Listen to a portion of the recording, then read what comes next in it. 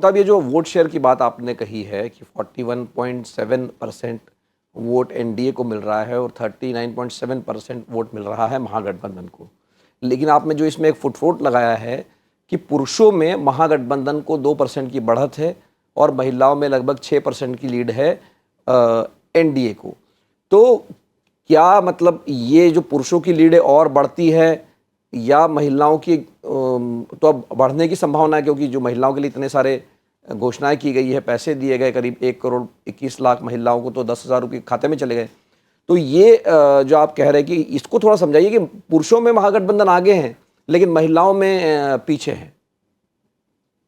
देखिए, पिछली बार भी अमूमन यही ट्रेंड था। हालांकि महिलाओं में इतनी बड़ी लीड नहीं थी, पुरुषों में बढ़त महागठबंधन को थी और महिलाओं में हिस्टोरिकली ट्रेडिशनली एनडीए को रही है। सबसे बड़ा मुद्दा अगर बेरोजगारी है तो क्योंकि बिहार में फीमेल वर्कर पार्टिसिपेशन रेट लो है, उससे सबसे ज्यादा प्रभावित पुरुष होते हैं। और पुरुष जो है क्योंकि बेरोजगारी से ग्रस्त हैं, पलायन वही कर रहे हैं या उनको ही झेलना पड़ रहा है या वो बाहर जाकर के काम कर रहे हैं, तो पुरुषों में आप कह सकते हैं कि एंटी इनकम्बेंसी जो है वो ज्यादा है। और स्कीम्स भी कोई ऐसा कैश ट्रांसफर स्पेसिफिक पुरुषों के लिए नहीं है, जरूर युवा के लिए है। और लेबरर्स को भी 16 लाख लेबरर्स को 5,000 रुपए दिए गए हैं। तो जो गैप है वो महिलाओं में ज्यादा इसलिए क्योंकि महिलाओं के लिए स्कीम ज्यादा है और 10,000 रुपए का जो ये इंसेंटिव है वो महिलाओं के लिए खासकर है। और जो एक पोटेंशियल स्विच है, हमने जब पहले सर्वे किया था तो लोगों से पूछा था कि भाई अगर आपको ये पैसे मिलते हैं तो आप किसे वोट करेंगे, तो उसमें लगभग 5.8% लोगों ने कहा था कि हम स्विच कर सकते हैं एमजीबी, महागठबंधन या जनसुराज या अदर से एनडीए की तरफ। तो वो अभी धीरे धीरे उसका जो असर है हमको आगे देखने मिल सकता है, क्योंकि किसी महिला को अगर उसके परिवार में मिला है और अगर वो पुरुष आज महागठबंधन को वोट डाल रहा है, तो क्या अगले 1 महीने में इस स्कीम की वजह से उसका माइंड चेंज होता है और वो स्विच करता है वोट, या वो महागठबंधन को ही वोट करता है। और खास करके जो मुस्लिम यादव महिलाएं हैं महागठबंधन में जिनको भी ये राशि मिली है, क्या वो महागठबंधन को सपोर्ट करना कंटिन्यू करती हैं या वो स्विच करती हैं। ये दो फैक्टर्स जो है, पुरुषों और महिलाओं की जो लीड है, दोनों ही गठबंधनों को अभी अलग अलग कैटेगरीज में उसको डिफाइन करेगा ये अगले 1 महीने में लगभग।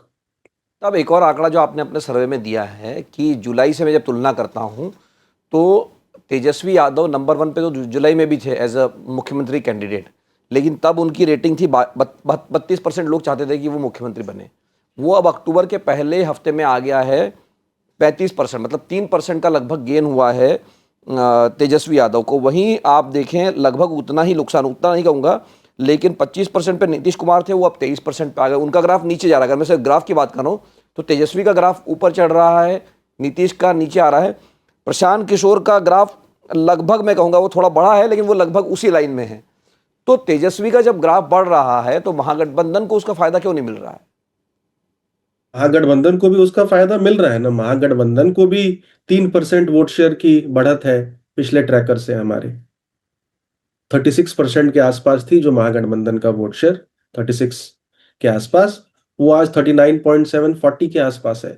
क्या होता है कि जैसे ही चुनाव की घोषणा होती है या हुई, उसके बाद लोग जो हैं, कुछ लोग जो अनडिसाइडेड थे या अदर्स को वोट कर रहे थे या डिसकंटेंटेड थे दोनों ही अलायंसेस में, एनडीए और महागठबंधन, चुनाव की घोषणा के बाद दोनों ही का कोर वोट ब्लॉक कंसोलिडेट होता है कि ठीक है भाई, थोड़ी बहुत नाराजगी है, इधर ही वोट करो नहीं तो हमारी सरकार नहीं आएगी। तो आप देखेंगे दोनों ही गठबंधनों के वोट शेयर में बढ़ोतरी हुई है, लेकिन जी। एनडीए के वोट शेयर में ज्यादा बढ़ोतरी हुई है। वो एक पॉजिटिव इंपैक्ट ऑफ स्कीम्स है।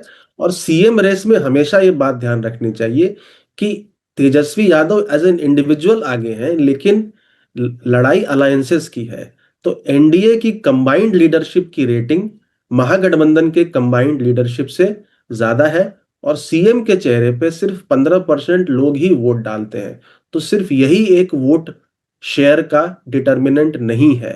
धर्म, जाति, प्राइम मिनिस्टर का चेहरा, डेवलपमेंट, विकास, बेनिफिशियरी स्टेटस, स्कीम्स, ये सब भी वोट को प्रभावित करते हैं। लगभग 85% लोगों के लिए ये सब मुद्दे भी हावी रहते हैं।